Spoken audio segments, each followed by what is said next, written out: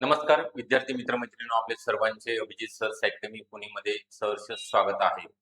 आज आपण या ठिकाणी बघणार आहोत जो नवीन जी आर प्रसिद्ध झालेला आहे आरोग्य विभाग भरती 2026 करिता. त्यामधील जे महत्वपूर्ण जागा आहेत, सगळ्यात जास्त जागा आहे ज्या पदाच्या, त्याचं नाव आहे ऑक्झिलरी नर्स मिडवाईफ म्हणजे जे-एन-एम असेल किंवा जे-एन-एम असेल. याचे जे नवीन सेवा प्रवेश नियम, जे शैक्षणिक पात्रतेमध्ये बदल झालेला आहे, त्यानुसार आपण या व्हिडिओमध्ये माहिती सांगणार आहे. पूर्ण व्हिडिओ तुम्ही बघणं अपेक्षित आहे, कारण यामध्ये तो जी-आर महाराष्ट्र शासनामार्फत आरोग्य विभागामार्फत जाहीर झालेला आहे. त्यामध्ये पूर्ण माहिती दिलेली आहे, जे पात्रता वगैरे सांगितली जाणार आहे. त्याच्या अगोदर थोडक्यात माहिती देतोय. आरोग्य विभाग भरती 2026 करिता आपल्याकडे ए-एन-एम, जे-एन-एम असेल, प्रयोगशाळा सहाय्यक तंत्रज्ञ, औषध निर्माता अधिकारी, एमपीडब्ल्यू, आरोग्य सेवक असेल, स्वच्छता निरीक्षक, आरोग्य निरीक्षक, आरोग्य पर्यवेक्षक या पदाकरिता ऑनलाईन बॅच आपण सुरू केलेली आहे. यामध्ये तुम्हाला पीवायक्यू एमसीक्यूचा सराव, तांत्रिक विषयासहित असणार आहे, म्हणजे यामध्ये सर्व विषय समाविष्ट असतील. पीडीएफ नोट्स मिळणार आहे. सर्वात महत्त्वाचं, तुमचा प्रिंटआउट काढण्यासाठी तज्ञ आणि अनुभवी शिक्षकांचं मार्गदर्शन. टेस्ट सिरीज असणार आहेत लाईव्ह प्लस रेकॉर्डिंग स्वरूपामध्ये, म्हणजे तुम्ही डेली जे लाईव्ह लेक्चर होतात ते तुम्ही बघू शकता किंवा तुमच्या वेळेनुसार तुम्हाला कधी आणि किती वेळा लेक्चर पाहता येणार आहेत.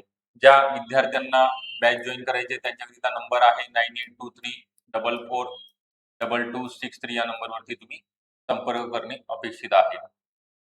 तर आपला जास्तीचा वेळ न घेता या ठिकाणी जो जी-आर आलेला आहे, तुम्हाला डेट वाईज वगैरे सर्व माहिती दिली जाणार आहे. कधीचा जी-आर आहे हा 28 जुलै 2026 चा आहे. बघून घेऊ शकता आपण. महाराष्ट्र शासन राजपत्र असाधारण भाग 4 अ 28 जुलै 2026 आहे. प्राधिकृत प्रकाशन ओके, सार्वजनिक आरोग्य विभाग. जी अधिसूचना 28 जुलै 2026 ला निघालेली आहे. आरोग्य विभाग भरतीकरिता जी जाहिरात म्हणजे 7,000 प्लस जागेची प्रसिद्ध होणार आहे.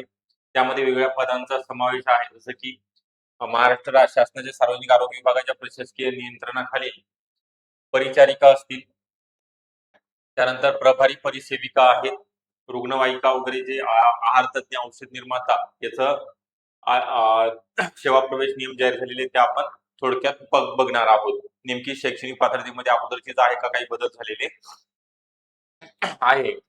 आता पदविका म्हणजे अर्थ मान्यता प्राप्त संस्थेची पदविका म्हणजे डिप्लोमा असं समजायचं आहे. पदवी म्हणजे कोणत्याही शाखेतील पदवीधारक उमेदवार, इतर कोणतेही अर्थ. विभाग म्हणजे महाराष्ट्र शासनाचा विभाग. पदोन्नतीची पात्रता सामान्य प्रशासन विभागाने वेळोवेळी जो दिलेली आहे त्यानुसार उच्च माध्यमिक शालांत म्हणजे आणि माध्यमिक ओके, या दोन्ही सुद्धा यामध्ये असणार आहे. आता प्रभारी परिसेविका बघण्यापूर्वी आपण गट क चं बघणार आहोत. परिचारिकेचं एएनएम जे या पदावरील निवड समिती मार्फत घेण्यात येणाऱ्या स्पर्धा परीक्षेच्या निकालाच्या आधारे शिफारस केलेल्या उमेदवारांमधून नामनिर्देशनाद्वारे पुढील निकष पूर्ण करणाऱ्या उमेदवारांची निवड करण्यात येणार आहे. वयोमर्यादा, किमान वयोमर्यादा आहे पदाच्या भरतीसाठी जाहिरातीप्रमाणे अर्ज स्वीकृतीच्या दिनांकास 18 वर्ष पूर्ण असलेली गरजेचं आहे. तसेच कमाल वयोमर्यादा ओपन करिता 38 वर्ष आणि कॅटेगरी करिता 43 वर्ष वयोमर्यादा ठेवण्यात आलेली आहे. त्यानंतर अपंग, दिव्यांग उमेदवार, अनाथ, खेळाडू प्रवर्गातील असतील, प्रकल्पग्रस्त, भूकंपग्रस्त यांच्याकरिता 45 वर्ष वयोमर्यादा आहे. त्यानंतर किमान शैक्षणिक पात्रता याच्यामध्ये नमूद केलेली आहे. बघून घ्या एकदा की उमेदवाराने संविधानिक विद्यापीठाची विज्ञान नर्सिंग शाखेतील पदवी धारण केलेली असावी आणि महाराष्ट्र परिचारिका अधिनियम 1966 अन्वये नोंदणी केलेली असावी. किंवा म्हटलेलं आहे ऑर मध्ये हे जर नसेल तर तुम्हाला दुसरा एक ऑप्शन आहे, विज्ञान शाखेतील उच्च माध्यमिक शालांत प्रमाणपत्र परीक्षा उत्तीर्ण असावा.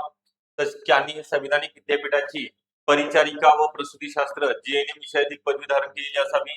महाराष्ट्र परिचारिका अधिनियम 1966 अन्वये त्या मेल आणि फिमेल असेल, जे-एन-एम दोघांना सुद्धा चालते, ए-एन-एम फक्त महिलांकरिता त्यांनी नोंदणी केलेली असावी. ओके, त्यानंतर त्याच्यासोबतच एक जे पद आहे प्रभारी परिसेविका. प्रभारी परिसेविका यामध्ये या पदावरील नियुक्तीसाठी परिचारिका गट क पद धारण करणाऱ्या, तसेच या पदावर 3 वर्षापेक्षा अधिक अनुभव असणारे 2 वेगळे पद आहेत. पहिल्या पदाकरिता अनुभव लागत नाही. हे जे प्रभारी परिसेविका आहे, परिसेविका नसेल इतकी सलग आणि नेहमी सेवा केलेल्या व्यक्तीमधून ज्येष्ठतेच्या आधारे पदोन्नतीसाठी पात्र असणाऱ्या योग्य व्यक्तीच्या पदोन्नतीने करण्यात येणार आहे आणि परिचारिका एक सरळ सेवे मार्फत नामनिर्देशनाद्वारे भरण्यात येणार आहे. त्याच्या क्रायटेरिया 2 आहेत. ओके, आता आपण बघितलेलं आहे यामध्ये एएनएम जेएनएमचं. ओके, त्यानंतर याचा जो वयोमर्यादा सांगितलेली आहे, शैक्षणिक पात्रता म्हणजे सेवा प्रवेश नियम सांगितलेले आहेत तुम्हाला. त्याच्यानंतर आपल्याला बघायचं आहे की अभ्यासक्रम नेमका कोणता आहे. तर बघा त्याच्यामध्ये अभ्यासक्रमामध्ये एएनएम आणि जेएनएम करिता देतोय लिहून एएनएम ओनली फिमेल आणि GNM male and female. Okay. यामध्ये मराठी व्याकरण, इंग्लिश ग्रामर, जीके जीएस ज्याला सामान्य ज्ञान म्हटलं जातं, मॅथ रिझनिंग हे झाले नॉन टेक्निकल. ओके. हे जे विषय आहेत ते नॉन टेक्निकल आणि तुमचा सर्वात महत्वाचा जो विषय आहे त्याला तांत्रिक घटक टेक्निकल.